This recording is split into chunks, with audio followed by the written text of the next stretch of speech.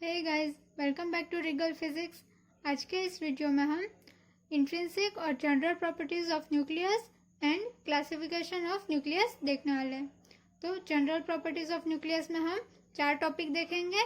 Nuclear size के बारे में, न्यूक्लियर मास, न्यूक्लियर डेंसिटी और न्यूक्लियर चार्ज। ये 4 टॉपिक हम डिटेल में देखेंगे। और क्लासिफिकेशन ऑफ न्यूक्लियाई में हम आइसोटोप्स के बारे में देखेंगे, आइसोबार्स, आइसोटोन्स, आइसोमर्स, ये सब क्या होता है वो देखेंगे डिटेल में। और फिर मिरर न्यूक्लियाई के बारे में भी देखेंगे, और इवन एंड ऑड न्यूक्लियाई, और फिर इवन ऑड इवन न्यूक्लियाई क्या होता है, ये सारी चीज़ें हम आज के इस वीडियो में डिस्कस करने वाले हैं। तो अब वीडियो को एंड तक देखना, और आज भी नोट और पेन साथ में लेकर बैठना ताकि आप नोट डाउन कर सके। हमारा यहाँ पे फर्स्ट टॉपिक है न्यूक्लियर साइज। तो लास्ट वीडियो में हमने रदरफोर्ड का अल्फा स्कैटरिंग एक्सपेरिमेंट देखा था। उसमें से हमें पता चला था कि जो एटॉमिक रेडियस होती है उससे छोटी रेडियस कैपिटल आर जो स्फीयर होता है आर रेडियस का, उसमें पूरा न्यूक्लियस का मास कॉन्सेंट्रेटेड होता है। तो वो एक्सपेरिमेंट से हमें न्यूक्लियर साइज के बारे में पता चलता है। तो यहाँ पे हम देखते हैं, through Rutherford's experiment, it was possible to obtain the size of the nucleus. तो रदरफोर्ड के एक्सपेरिमेंट से न्यूक्लियस की साइज हमें पता चली। By obtaining the point of closest approach of an alpha particle, we could calculate the size of the nucleus. तो alpha particle कितना close जा सका था न्यूक्लियस के, उसकी हेल्प से हमें पता चली न्यूक्लियस की size. By firing alpha particle of kinetic energy 5.5 mega electron volt, the point of closest approach was calculated to be about 4 into 10 raised to minus 14. It means that the size of the nucleus is smaller than 4 into 10 raised to minus 14. तो जो एक alpha particle था उसको kinetic energy 5.5 mega electron volt जितनी दी थी, और उसकी हेल्प से पॉइंट ऑफ क्लोजेस्ट अप्रोच को कैलकुलेट किया था, और पता चला था कि 4 into 10 raise to minus 14 metre इतनी साइज न्यूक्लियस की हो सकती है।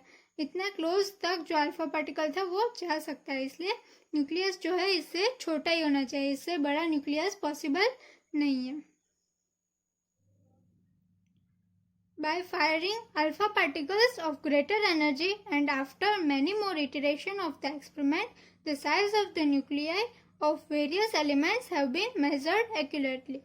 तो ये जो अल्फा पार्टिकल्स था उसे और भी ज़्यादा एनर्जी दी, और ये जो एक्सपेरिमेंट था उसे बार बार रिपीट किया, और जो अलग अलग एलिमेंट्स थे उनके न्यूक्लियाई को मेजर किया। Through this we have obtained a formula to measure the size of the nucleus. तो ये एक्सपेरिमेंट बहुत बार रिपीट किया, तब फिर हमें एक फॉर्मूला मिली, R is equals to R0 a raise to 1/3।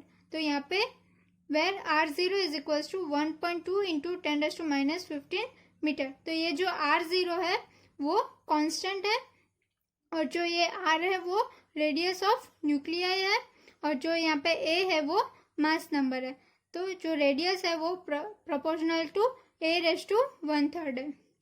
This means that the volume of the nucleus, which is proportional to r cube, is proportional to mass number. तो यहाँ पे जो न्यूक्लियाई है वो हमारा ऑब्वियसली स्फीयर है, तो स्फीयर का वॉल्यूम क्या होता है 4/3 पाई आर क्यूब। तो यहाँ पे हम क्यूब करेंगे दोनों साइड, तो हमें आर क्यूब प्रोपोर्शनल टू ए मिलेगा। इसलिए हम बोल सकते हैं कि जो वॉल्यूम ऑफ न्यूक्लियस है वो मास नंबर के प्रोपोर्शन में। यहाँ पे हम क्यूब करेंगे तो आर क्यूब हो जाएगा, R0 क्यूब, और यहाँ पे a रेज़ टू 1/3 का क्यूब करेंगे तो 1/3 और क्यूब कैंसिल हो जाएगा, इसलिए आर क्यूब प्रोपोर्शनल टू हमें a मिलेगा। यहाँ पे R0 जो है वो प्रोपोर्शनलिटी कांस्टेंट है, इसलिए जो वॉल्यूम है न्यूक्लियस का वो proportional to mass number a होगा। तो यहाँ पे हमने न्यूक्लियस साइज के बारे में देखा। अब नेक्स्ट हम न्यूक्लियर मास देखेंगे। तो न्यूक्लियर मास, तो न्यूक्लियर का मास क्या होगा, न्यूक्लियस में जो भी एलिमेंट्स कंटेन करेगा उसका जो मास होगा उसको हम ऐड करेंगे तो हमें न्यूक्लियस का मास मिल जाएगा। और हमें पता है कि न्यूक्लियस में प्रोटॉन और न्यूट्रॉन दो होते हैं, जिसे कंबाइनली हमने कल क्या नाम दिया था, न्यूक्लियॉन्स। तो मास ऑफ न्यूक्लियस क्या होगा, ZMP प्लस NMN। यहाँ पे Z क्या है, नंबर ऑफ प्रोटॉन्स, और स्मॉल mp क्या है, मास ऑफ प्रोटॉन, 1 प्रोटॉन, और यहाँ पे कैपिटल N क्या है, नंबर ऑफ न्यूट्रॉन्स, और mn, स्मॉल mn क्या है यहाँ पे, मास ऑफ 1 न्यूट्रॉन। तो mp mass of proton, mn mass of neutron, z is equal to number of proton और n नंबर ऑफ न्यूट्रॉन। तो इनका हम एडिशन करेंगे तो हमें न्यूक्लियस का मास पता चल जाएगा। Measurement of nuclear mass by mass spectrometer is less than ZMP plus NMN। अगर हम प्रैक्टिकली स्पेक्ट्रोमीटर के हेल्प से न्यूक्लियर मास को कैलकुलेट करेंगे तो वो हमें छोटा मिलेगा, ये जो ओरिजिनल मास है उससे हमें कम मास मिलेगा। This difference in mass delta m is called mass defect. तो ये जो हमें मास डिफेक्ट मिलता है उसका रीज़न क्या है वो हम जब बाइंडिंग एनर्जी देखेंगे तब हमें पता चलेगा।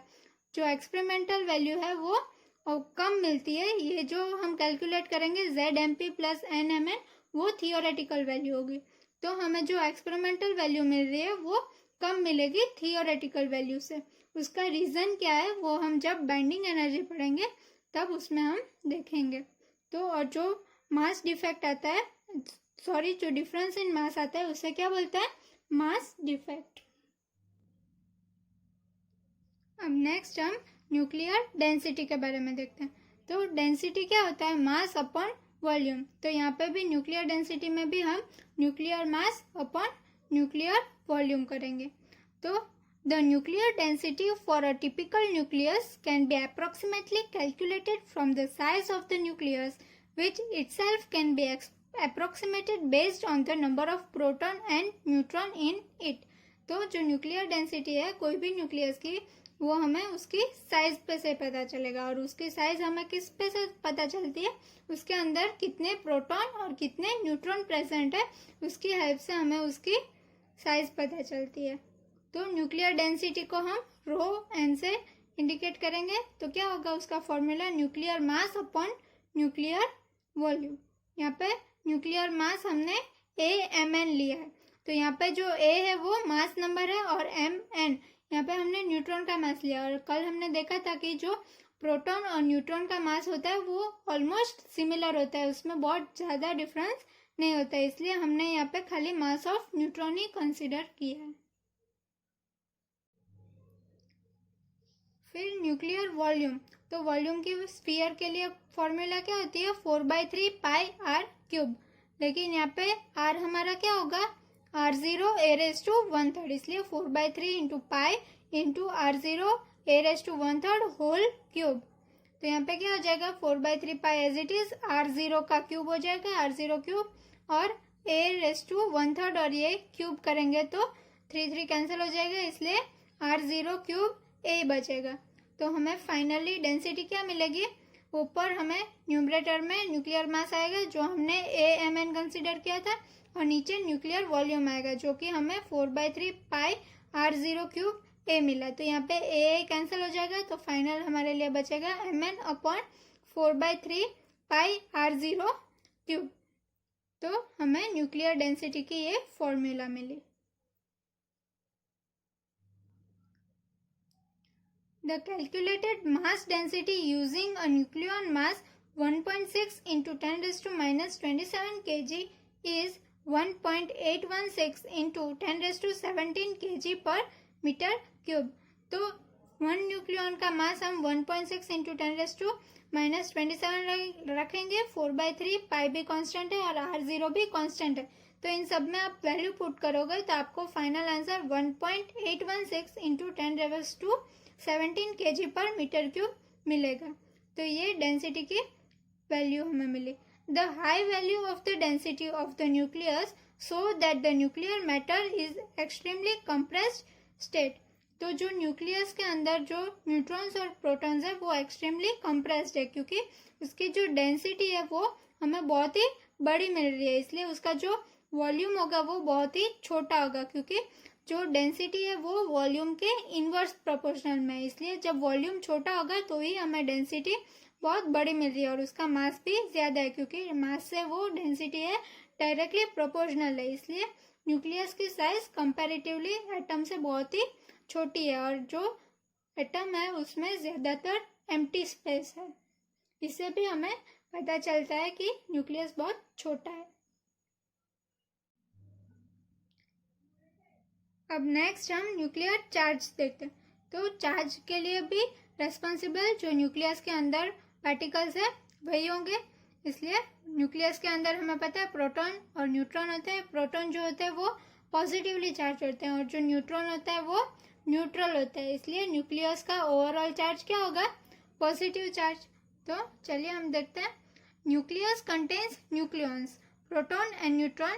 As we know, neutrons are neutral whereas proton are positively charged. तो न्यूक्लियस जो होता है उसमें न्यूक्लियस होते हैं प्रोटॉन और न्यूट्रॉन, और जो न्यूट्रॉन होता है वो न्यूट्रल होता है और प्रोटॉन होता है वो पॉजिटिवली चार्ज होता है। So the net charge on the nucleus will be positive. Each proton has a positive charge of 1.6 × 10⁻⁹ coulomb. तो जो न्यूक्लियस है उसका ओवरऑल चार्ज क्या होगा? पॉजिटिव। और जो एक प्रोटॉन होता है उसका चार्ज 1.6 × 10⁻⁹ कूलम होता है। Let Z be the atomic number of the nucleus, then the nuclear charge is Z into E. तो अगर उसमें Z नंबर ऑफ प्रोटॉन्स है, माने कि 3 प्रोटॉन्स है, तो उसका चार्ज क्या होगा? 3 × 1.6 × 10⁻⁹। तो यहाँ पे जो Z है वो नंबर ऑफ प्रोटॉन्स है और E जो है वो चार्ज है। तो चार्ज कितना है? 1.6 × 10⁻⁹ कूलम। तो जितने भी प्रोटॉन्स हो गए उतना उसका न्यूक्लियर चार्ज भी होगा।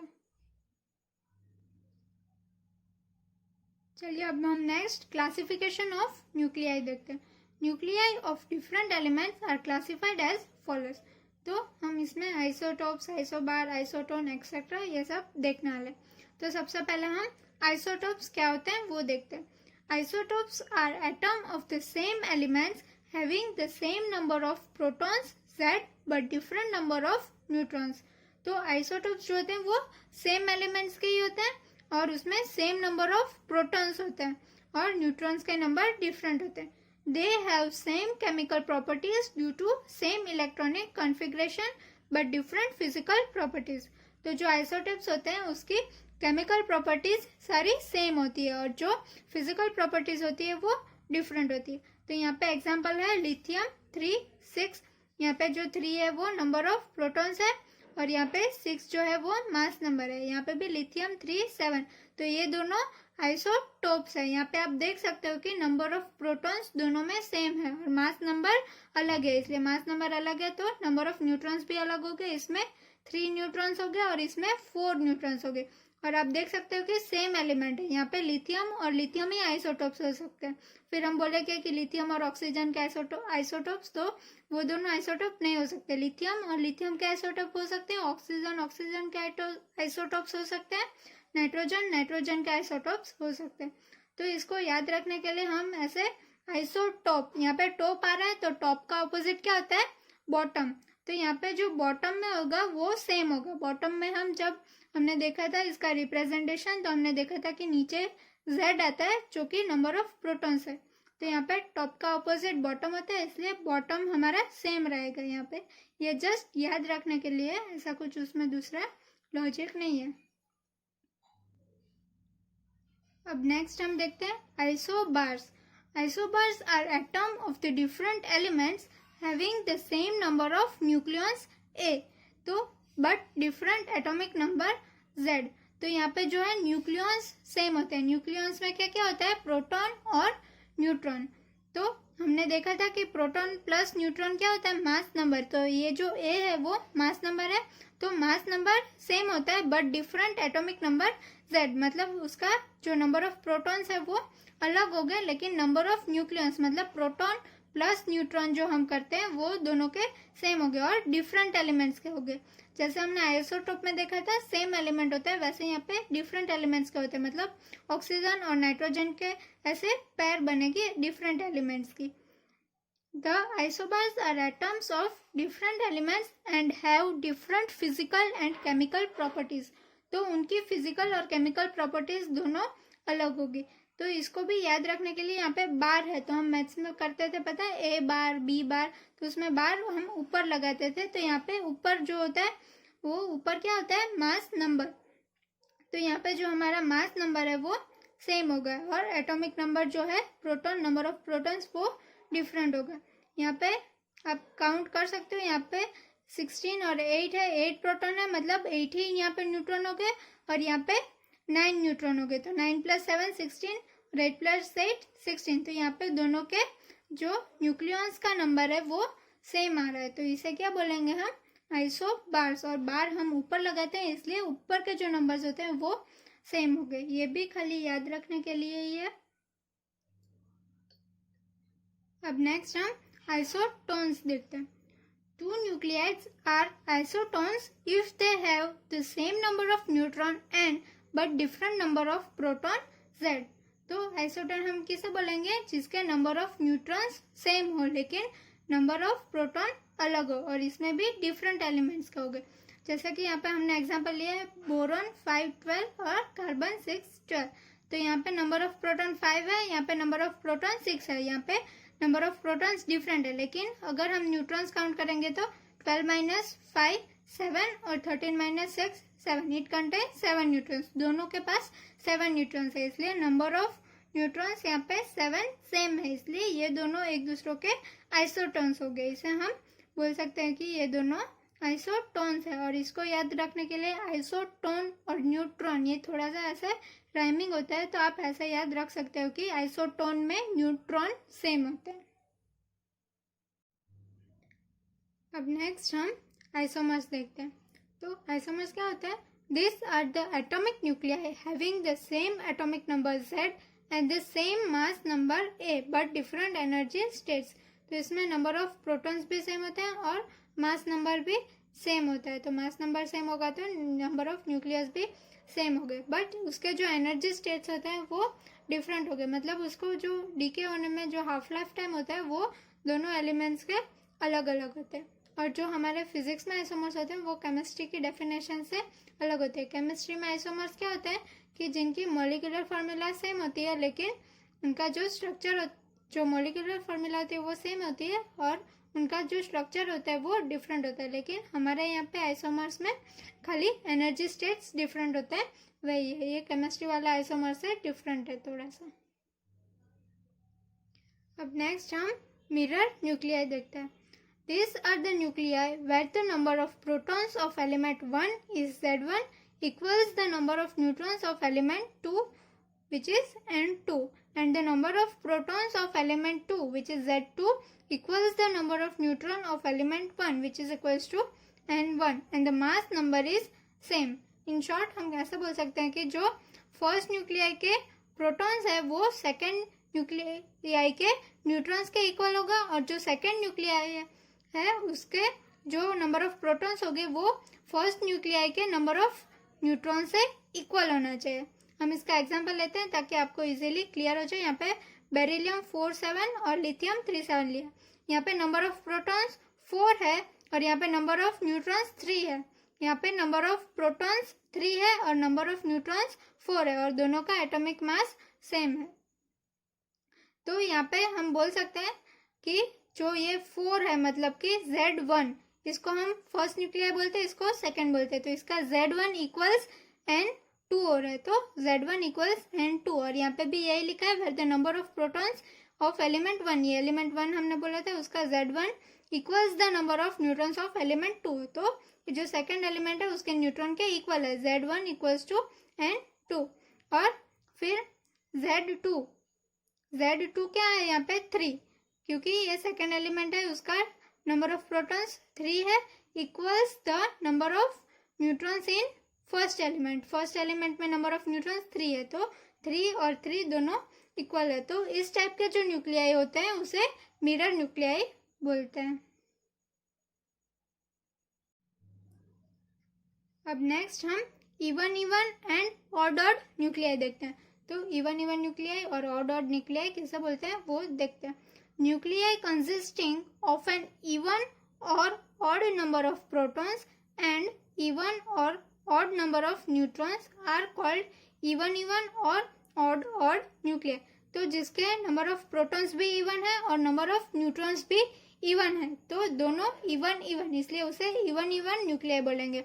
और जिसके नंबर ऑफ प्रोटॉन्स ऑड है और जिसके नंबर ऑफ न्यूट्रॉन्स भी ऑड है तो दोनों ऑड है तो उसे ऑड ऑड न्यूक्लियाई बोलेंगे।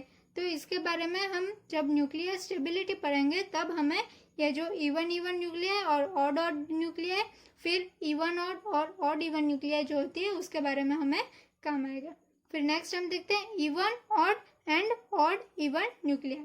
तो nuclei consisting of an even और odd number of protons and odd और even number of neutrons are called even odd nuclei. तो जो भी न्यूक्लियाई उसका जो नंबर ऑफ प्रोटॉन्स इवन है और नंबर ऑफ न्यूट्रॉन्स जो ऑड है तो उसे इवन ऑड बोलेंगे। यहाँ पे पहले प्रोटॉन और फिर न्यूट्रॉन लेना है, फिर जिसके नंबर ऑफ प्रोटॉन्स ऑड है और नंबर ऑफ न्यूट्रॉन्स जो है वो इवन है तो उसे हम क्या बोलेंगे, ऑड इवन न्यूक्लियाई। तो इसका हम जब स्टेबिलिटी करेंगे, स्टेबिलिटी ऑफ न्यूक्लियस पढ़ेंगे तब हमें इसका यूज होगा। तो यहाँ पे ध्यान रखना है कि प्रोटॉन पहले लेना है फिर न्यूट्रॉन। तो जो भी प्रोटॉन अगर इवन है और फिर न्यूट्रॉन ऑड है तो उसे इवन ऑड, और अगर प्रोटॉन ऑड है और न्यूट्रॉन इवन है तो उसे ऑड इवन बोलेंगे।